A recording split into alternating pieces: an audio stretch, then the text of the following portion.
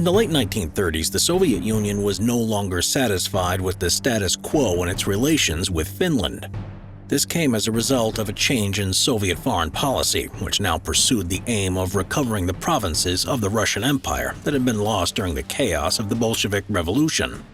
The reacquisition of Finland was part of that plan, as the Soviet leadership feared that Finland would allow itself to be used as a base from which enemies could attack. The Soviets demanded that Finland's border with Russia be moved roughly 20 miles northwest in order to create a buffer zone around the city of Leningrad. To that end, the Soviets also endeavored to gain possession of several islands in the Gulf of Finland. In return, the Soviets would give up some worthless wilderness land in eastern Karelia and enter into paperweight trade and defense treaties.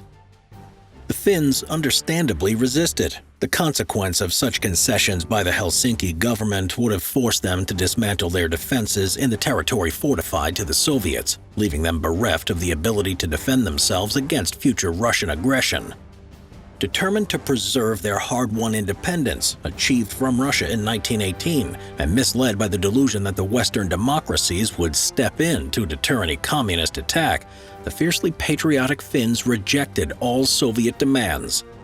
As a response, the Red Army was ordered to prepare for an invasion on November 13, 1939, prompting the beginning of the Russo-Finnish War, also known as the Winter War. Like the country it represented, the Red Army was a colossus on paper, with hundreds of divisions and thousands of aircraft and tanks. But much of the Russian strength was more apparent than real. Born in the Russian Civil War of 1918 to 1920, a conflict made up of scattered, large-scale partisan operations, the army was untried in conventional warfare, except for a short conflict with the Japanese in the spring and summer of 1939. Only a quarter of the Red Army's entire strength could be devoted against Finland, at least at the start. Garrisons in Poland, Romania, the Baltic states, and the Far East tied up some of its finest fighting formations. The Red Army's opponent was a Finnish national army with a large force of reservists, including many veterans of the Finnish Civil War. Most were comfortable in winter conditions, could navigate through thick forests, and were crack marksmen. While the Finnish army was unable to equip all of its soldiers with proper uniforms, reservists were nevertheless equipped with warm civilian clothing. However, the sparsely populated, highly agrarian Finland had to draft so much of its working men that the Finnish economy was massively strained due to a lack of workforce. An even greater problem was the ammunition shortage. The situation was so severe that Finnish soldiers sometimes had to maintain their ammunition supply by looting the bodies of dead Soviet soldiers. Operations during the Winter War would be divided amongst three distinct geographical areas. By far the most important front was the Corellian Isthmus north of Leningrad. Its open fields and partly cultivated woodlands and frozen lakes made the topography conducive to large-scale mechanized maneuvers. The isthmus was protected by a Finnish defensive position known as the Mannerheim Line. The area located to the north of Lake Ladoga was a less developed region, more heavily forested and with only a few major roads. However, a successful thrust through this area could result in the outflanking of the Mannerheim Line. Farther north, the roads became even scarcer and the forest even more impenetrable. Only a handful of rough paths traversed the central part of Finland, although communications improved as one proceeded west. In the north, the objective of the 14th Army was to capture the Arctic port of Petsamo and then advance to the town of Rovaniemi. The 9th Army was positioned to strike into central Finland and advance westward to cut the country in half. Facing the Karelian Isthmus was the 7th Army. This force was to breach the Mannerheim Line by frontal assault, as the 8th Army would execute a flanking maneuver around the northern shore of Lake Ladoga to strike at the rear of the Mannerheim Line. In overall operational control of the Soviet forces at the start of the conflict was Lieutenant General Kirill Meretskov. He estimated that the struggle with Finland would be concluded in 12 days. On November 30th, air raids on Helsinki, Viipuri, and other Finnish cities and towns heralded the start of the Winter War. That same day, Soviet landing parties from the Baltic Fleet occupied several key Finnish islands in the Gulf of Finland. The next day, the Red Army stormed across the frontier with 120,000 men. Single Finnish snipers were able to halt large Soviet forces for hours. Because the Russians were sticking to the few good roads, their formations were bunching up, preventing them from properly deploying for battle. As a result, the separate columns were unable to support one another and were exposed to Finnish flank attacks. The defenders had few anti-tank weapons and little training in using them. Although Russian tank tactics were crude, straight-ahead charges, they proved effective in driving the Finns back from the border to the Mannerheim Line during the first days of the war. But by the end of the first week, the Finns had discovered ways to counter the enemy armor. Logs and crowbars jammed into the wheels of the steel monsters, Molotov cocktails and bunches of stick grenades or satchel charges placed on tank treads all proved effective armor killers. 80 Russian tanks were destroyed by such methods during the border fighting. Although as many as 70% of the tank-busting squads became casualties, there was never a lack of volunteers for the extremely hazardous close-quarter duty. By December 6, the Finns had withdrawn to the Mannerheim Line. The line's principal weakness was the fact that its pillboxes were too far apart to provide mutual fire support for each other. More critical was that the Finns did not have enough artillery or ammunition to support the line. Regardless, when defended by stubborn troops and attacked by poorly led Russian soldiers, the Mannerheim Line proved formidable and effective. The fighting assumed a familiar pattern. The Russians would unleash a heavy artillery barrage, followed by frontal infantry attacks and small groups of tanks. By December 20th, the first Soviet offensive on the Corellian Isthmus had failed.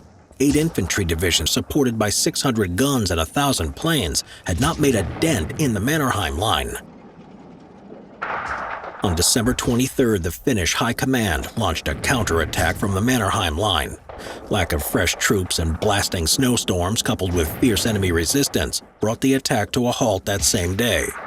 North of Lake Ladoga in the 4th Corps sector, the Finns were pushed back for 5 days until Mannerheim sent reinforcements, which allowed the Finns to counterattack and eventually stabilize the front for the rest of the war. More counterattacks were launched on December 26th against the 18th and 168th Divisions. By the end of the first week of January 1940, the Soviet Ladoga front was in tatters, with the supply line severed and many battalions encircled because they had refused to retreat. Meanwhile, in Finland's midsection, the Soviets had set their sights on Suomussalmi. The 44th and 163rd Divisions of the 9th Army were tasked with its capture. The 163rd approached the village in 2 columns from the north and east, while the motorized 44th Division followed in support. Finnish ski troops slowed the unit down by attacking supply bases and supply convoys in the rear. Nevertheless, the Russians took Suomussalmi on December 7. A few days later, Finnish reinforcements from the 9th Division arrived after traveling a distance of over 100 miles. On December 11th, without any artillery support, the Finns counterattacked and encircled Suomussalmi. With the arrival of the 9th Division's artillery assets a week later, the Finns went over to the offensive and eliminated the 163rd Division. Turning next to the 44th Division, the Finns divided the division into several resistance pockets that could be eliminated one by one.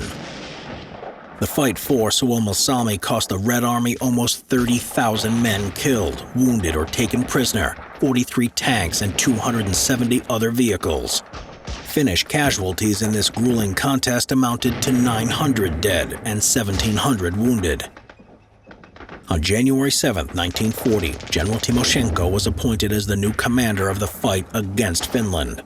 The Leningrad Military District was renamed the Northwestern Front, with the forces on the Karelian Isthmus reorganized into the 13th and 7th Armies. First priority was given to breaking the Mannerheim Line.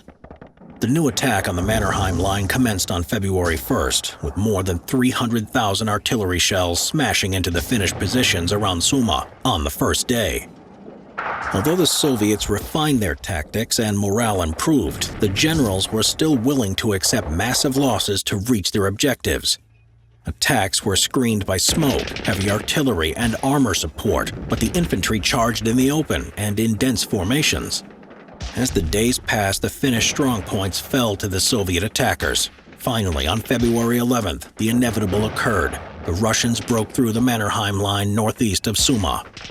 The pressure along the entire Karelian front continued to increase. As a result, Mannerheim ordered the 2nd Corps to retire to a secondary defense line, called the Intermediate Line. By February 24th, the intermediate line was already bending at several places. At one of the threatened points, the Finns launched their only tank attack of the war, using 5 British-made Vickers light tanks. The Finnish tanks were routed when they ran into several Russian tanks, equipped with more powerful guns. Not long after the failed tank attack, Mannerheim ordered a retreat to the rear line, where the numerous lakes made for good defensive ground. Aware of the coming spring thaw, the Soviets pressed ahead with their attack on the rear line on March 2nd. By mid-March, the loss of territory and of men had exhausted the Finnish nation. It was also obvious that no help would be coming from the Western powers. The Helsinki government requested and was granted a ceasefire on March 13th. There was nothing left to do but count the cost. 25,000 Finns killed, with another 44,000 wounded.